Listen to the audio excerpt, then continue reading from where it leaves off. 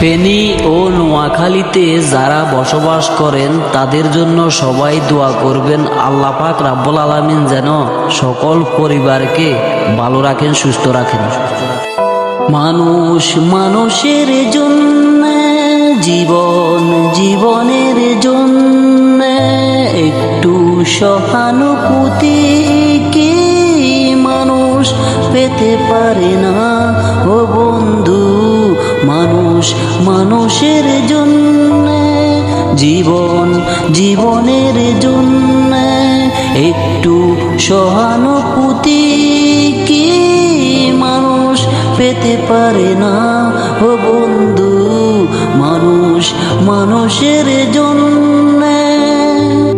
আসসালামু আলাইকুম প্রিয় দেশবাসী। ফেনী ও নোয়াখালীতে যারা বসবাস করে তারা অনেক কষ্টে আছে।